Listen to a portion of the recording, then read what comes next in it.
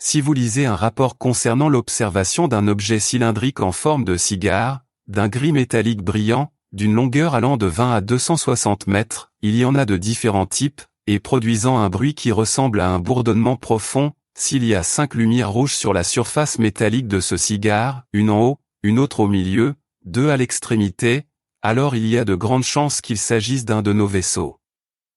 Cela veut dire que ce vaisseau est partiellement en panne ou que l'un d'entre nous n'a pas pris assez de précautions. Nous avons aussi une petite flotte de disques volants, mais les ovnis de ce type appartiennent généralement à une race extraterrestre. Les ovnis de forme triangulaire appartiennent généralement à vos propres militaires, mais ils les ont construits en utilisant une technologie extraterrestre. Si vous vouliez voir l'un de nos vaisseaux, il faudrait que vous alliez regarder le ciel de l'Arctique, de l'Antarctique et de l'Asie intérieure, surtout au-dessus des montagnes de cette zone. Question: avez-vous un symbole spécial ou quelque chose de ce genre permettant d'identifier votre race? Réponse: nous avons 2 symboles majeurs pour représenter notre race.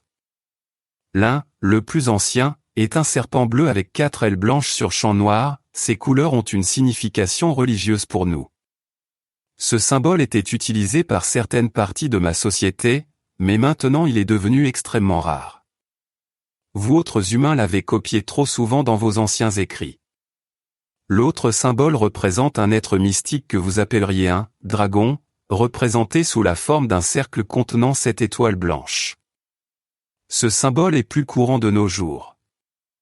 Si vous voyez l'un de ces symboles sur un appareil cylindrique tel que celui que je vous ai décrit, ou sur une installation souterraine, cela signifie que cet appareil ou cet endroit nous appartiennent définitivement. Et je vous conseille de vous en éloigner aussi vite que possible. Question: est-ce que les 7 étoiles que vous mentionnez dans votre second symbole représentent les Pléiades? Réponse: les Pléiades? Non. Ce sont des planètes et des lunes. C'est le symbole de nos 7 anciennes colonies dans le système solaire. Les étoiles apparaissent sur un champ bleu, et le dragon en cercle symbolise la forme de la Terre.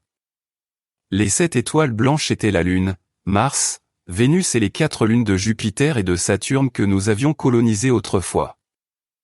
2 de ces colonies sont maintenant abandonnées, nous ne les utilisons plus. Il serait donc plus correct d'utiliser 5 étoiles.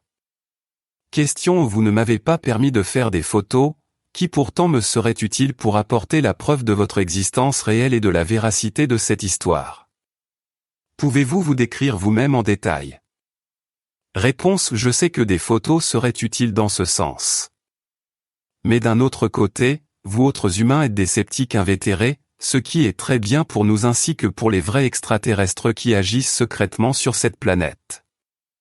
Donc, même si vous possédiez ces photos, de nombreux êtres de votre espèce diraient que ce sont des faux, que je suis une femme humaine masquée ou quelque chose comme cela, ce qui serait pour moi une offense. Vous devez comprendre que je ne peux pas vous donner la permission de faire ces photos de moi ou de mon équipement, pour plusieurs raisons, que je ne discuterai pas plus avant avec vous. L'une de ces raisons est que le secret de notre existence doit être conservé. L'autre est plus religieuse. Néanmoins, je vous permets de faire des croquis de mon apparence et de mon équipement que je vous montrerai plus tard. Je vais également essayer de me décrire, mais je doute que d'autres êtres de votre espèce puissent être capables d'imaginer mon apparence réelle à partir de quelques mots. En effet, la négation automatique de l'existence d'espèces reptiliennes et, en général, de toute autre espèce intelligente en dehors de la vôtre, fait partie de la programmation de votre esprit. Néanmoins, je vais essayer. Imaginez le corps d'une femme humaine normale, et vous pouvez assez bien vous représenter mon corps. Comme vous, j'ai une tête, 2 bras, 2 mains, 2 jambes et 2 pieds, et les proportions de mon corps sont identiques aux vôtres. Comme je suis femelle, j'ai 2 seins en dépit de notre origine reptilienne. Nous avons commencé à allaiter nos bébés au cours de notre processus évolutionnaire, il y a environ 30 millions d'années, car c'est la meilleure chose qui soit pour garder en vie les jeunes. L'évolution l'avait déjà fait pour votre espèce au cours de l'époque des dinosaures, et l'a fait un peu plus tard pour nous. Cela ne veut pas dire que nous soyons de réels mammifères. Mais nos seins sont aussi grands que ceux de la femme humaine, et d'une taille identique pour toutes les femelles de mon espèce.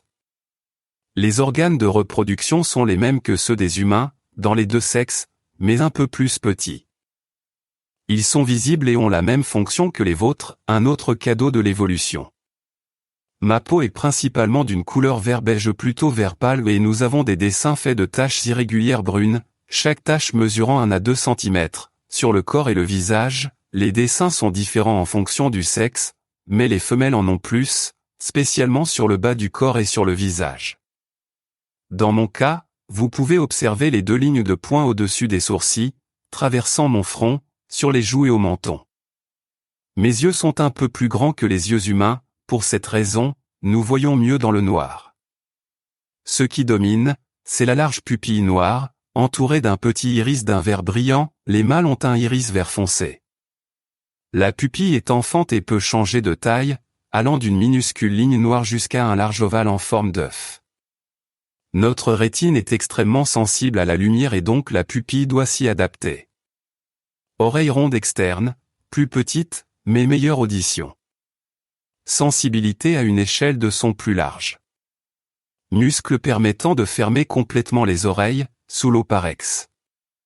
Nez plus pointu, forme de V entre les narines permettant de sentir les températures, une capacité qui s'est un peu émoussée avec le temps.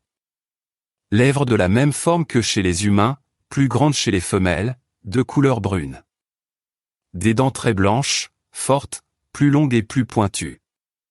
Une seule couleur de cheveux au brun verdâtre mais tradition de teinture selon l'âge. Cheveux plus épais et plus forts. Pas d'autre pilosité sur le corps de couleur vert beige, avec des structures en écailles sur les cuisses et le haut des bras. 5 doigts un peu plus longs et fins que chez les humains. Paume lisse sans os, lignes, mais une combinaison en forme d'écaille avec des taches brunes chez les deux sexes. Pas d'empreinte aux doigts. Peau plus douce. Petite corne pointue sur le dessus des 2 médiums. Ongles gris et plus longs chez les mâles, -5 à 6 cm, à bourron chez les femmes, pointus chez les mâles. Différence par rapport à l'espèce humaine, une sorte de crête le long de l'épine dorsale jusqu'au niveau des hanches, avec une forme compliquée, comportant des plaques, faites de peau et de tissu. Structure très sensible au toucher et très innervée et vascularisée qui a un rôle dans la sexualité et la régulation de la température. Difficile de s'asseoir sur une chaise avec cela.